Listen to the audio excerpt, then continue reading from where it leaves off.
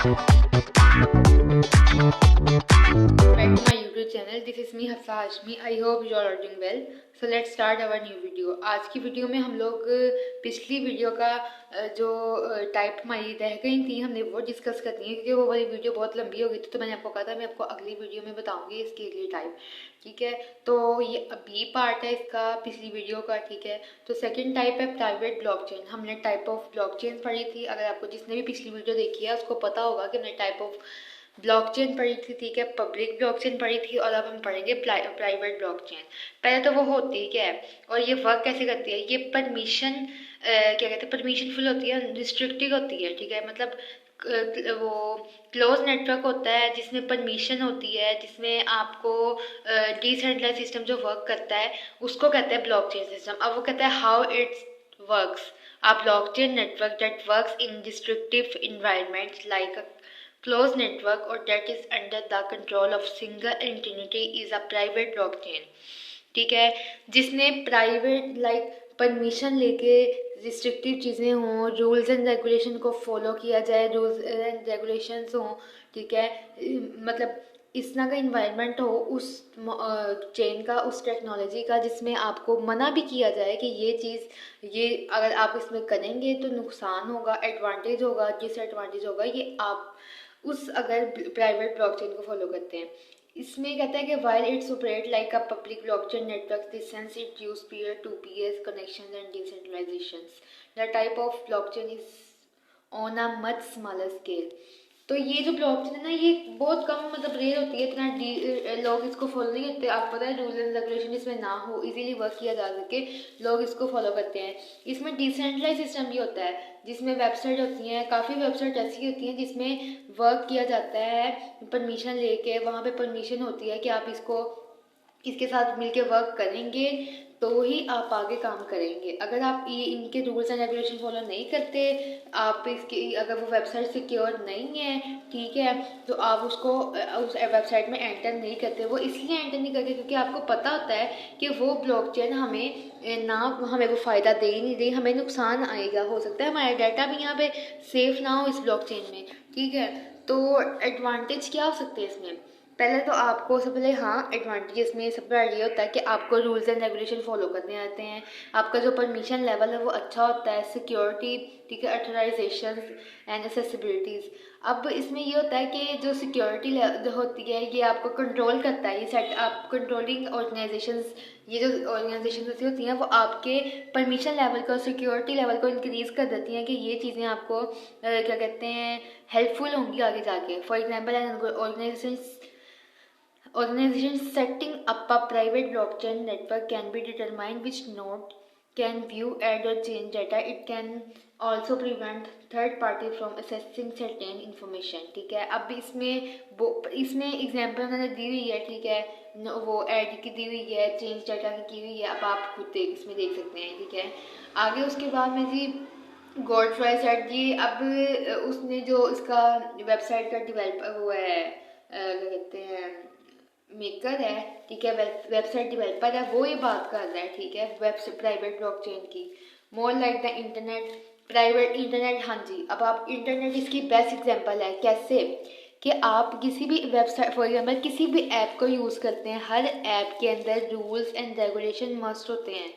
वो इसीलिए होते हैं कि उसको फॉलो करेंगे तो ही आप अपनी उस ऐप को चला सकते हैं, तो ही उस वेबसाइट में, तो ही उस में एंटर कर सकते हैं। तो सबसे बड़ी एग्जांपल इसी की यही है। तो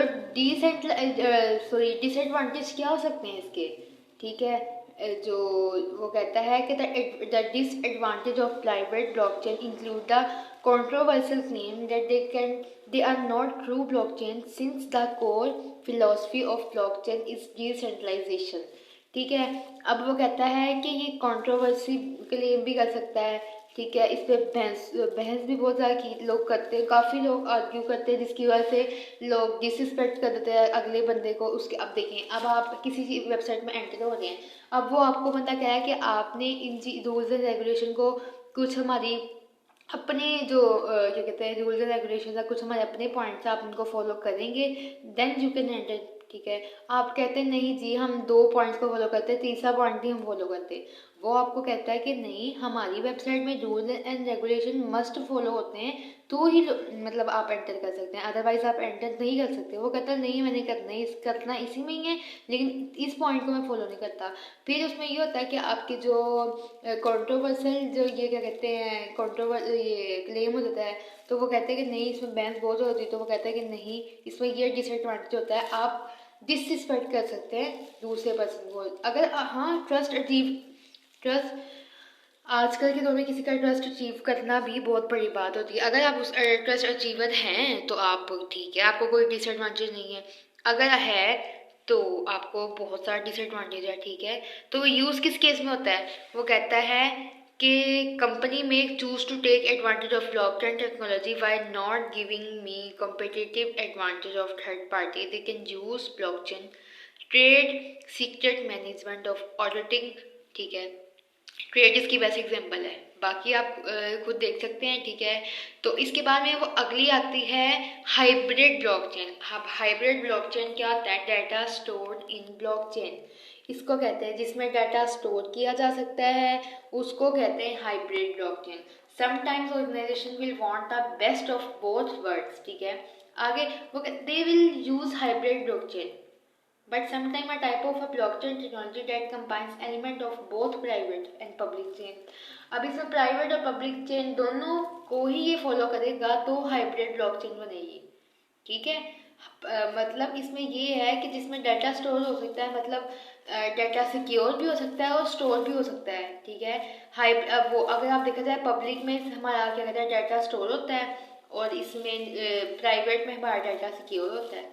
दोनों को मिला के वो डाटा स्टोर कर देता है, ठीक है। अब दोनों ब्लॉकचेन में शामिल होंगी तो आप let's organization set up a private permission based system alongside a public permission based system allowing them to the who can access specific data stored in blockchain and what data will be opened up publicly। अब publicly जो data open होगा वो भी वो देखेगा, जो क्या कहते हैं प्राइवेटली होगा वो भी वो देखेगा। कौन देखेगा? हाइब्रिड ब्लॉकचेन देखेगी। Smart contract typically transactions and records in hybrid are not made public but can verify when needed, such as allow access through a smart contract, ठीक है। तो स्मार्ट जो कॉन्ट्रैक्ट होते हैं उसको भी ये चीज़ देखती है। तो हाइब्रिड में दोनों चीज़ें होती है, परमिशन लेस भी होता है और परमिशन डिस्ट्रक्टिव इन्वायरमेंट भी होता है। सो इसमें एडवांटेज क्या हो सकता है? वो कहता है कि one of big advantage of hybrid blockchain that it is work with in a close ecosystem outside hacker can mount a 51% attack on the network. इसमें एडवांटेज ये है कि 51% में चांस होता है कि नेटवर्क पे वो अटैक कर सकता है बाहर वाली साइड से, इन साइड नहीं कर सकता। इट कैन प्रोटेक्ट प्राइवेसी, क्योंकि आपने प्राइवेटली चीज़ों को मतलब ना सिक्योर किया था। कम्युनिकेशन विद थर्ड पार्टी आप कम्युनिकेट करते हैं तीसरी पार्टी से के साथ, ठीक है। तो वो आपका transaction are cheap and fast. ये आप पता है ट्रांजेक्शन का मतलब होता है वो बहुत फास्ट होता है, बहुत मतलब रेयर होता है, रेयर नहीं होता, चीप के लिए बहुत सस्ता होता है।